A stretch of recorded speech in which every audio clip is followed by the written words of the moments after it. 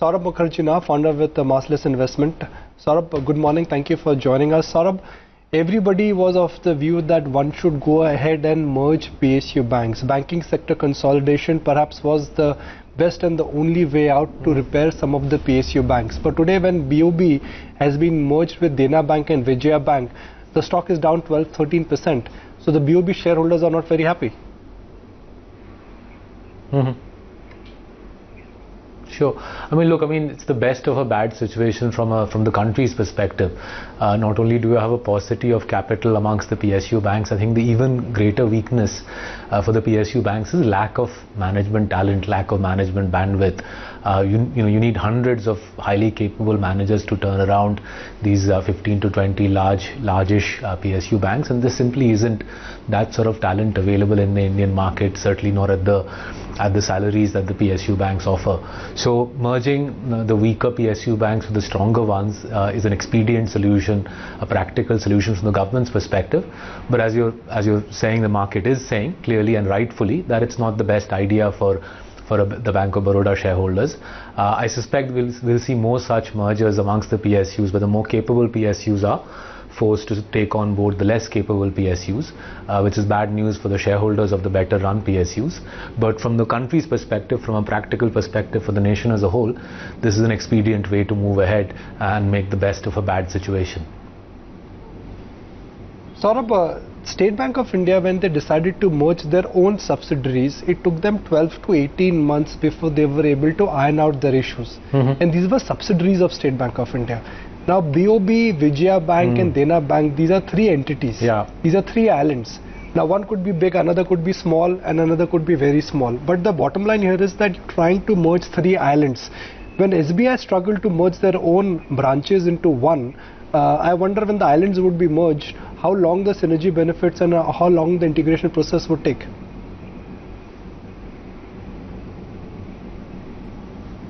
So look, clearly this will be I think this is an unprecedented exercise. I don't think anything on this sort of scale has been done before in India.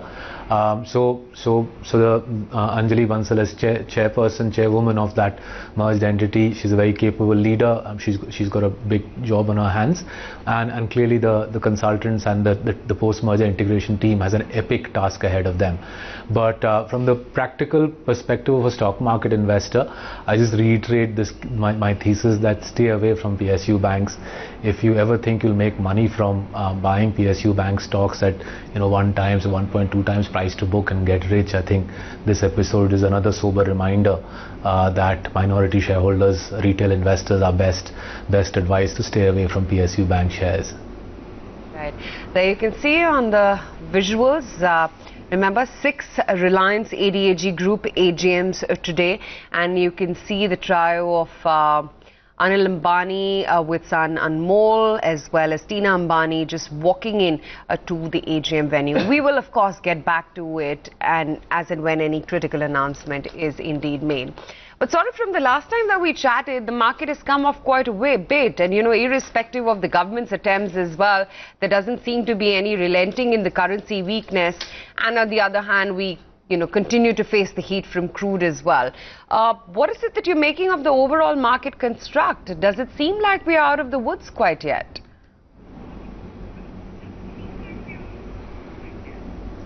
Look, I think at the market level, I've been saying for a good 7-8 months that this market is 15 to 20% overvalued, and I'm sticking to that point of view. It could well be that a combination of currency weakness and the subsequent RBI tightening, which I'm sure the RBI rate hikes that I'm sure will follow through October and through the winter, I think that might be the long needed catalyst to get the market to retrace by 15-20%. But at the same time, I think it's worth reminding ourselves again that there's a whole swathe of the Indian market that benefits from a weaker rupee. The IT stocks have had a stellar run in the 9-10 months. I've been banging the table on the IT stocks, I think, since last November, December. I think the pharma stocks will continue doing well. I think the rupee has got further to weaken. Within the manufacturing sector, within the auto sector, auto ancillary sector, there are several names who have a high export component in their revenues. Those stocks will also benefit. So it's not all doom and gloom. There are companies who have significant export-oriented revenues, and they will be big beneficiaries of this long overdue correction in the rupee. few of them actually when it comes to auto ancillaries, Saurabh, who do have that large export component. Which ones are you particularly in favor of?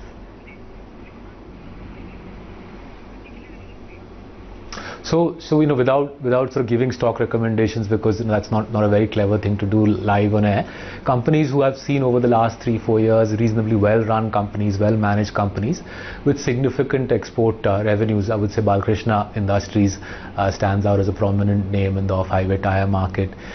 Forgings, I think 2/3 of Forgings' revenues come from abroad, and we're talking about export revenues and not just a company making stuff overseas and selling it. So Motherson Sumi makes stuff overseas and sells it there.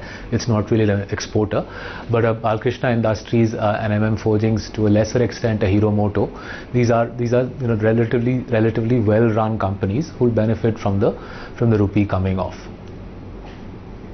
Saurabh, the theme at a global level is trade war. Americans do not want other nations to dump their products into their territory. Others do not want Americans to dump their products into the country. But from an India standpoint, if I look at companies which have a presence or manufacturing presence in US, there are a handful of them. Bharat Forge, JSW Steel, Welspun Corp. Could that be an exciting theme going forward? Go for companies which are likely to benefit because of this trade war, and if America is fighting, let's look at who's benefiting.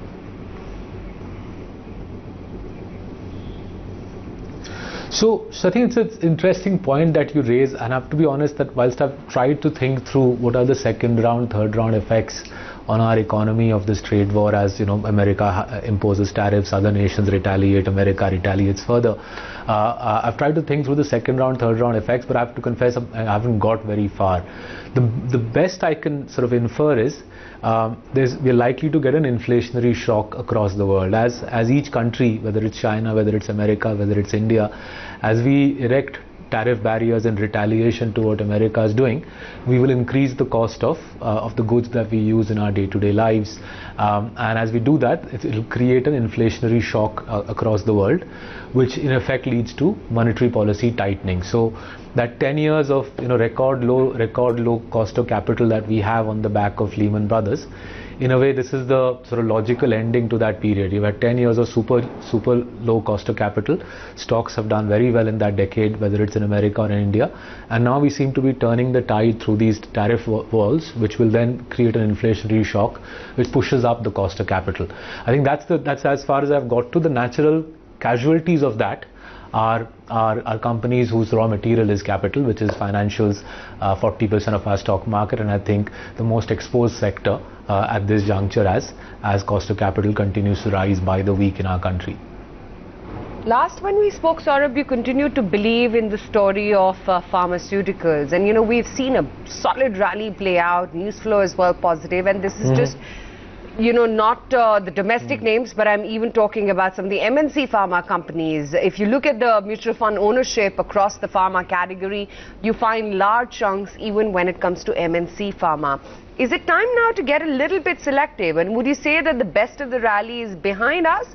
Or would you say that this is just the beginning of it all?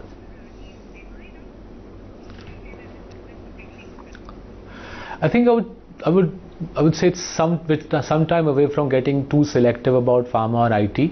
A couple of reasons for that. One is, I think domestic flows, the courtesy SIPs, domestic flows into the equity market continue to be pretty punchy, and as long as fund managers keep getting inflows, I can't see where else they'll put their money beyond turning to the well-run frontline names in IT and pharma.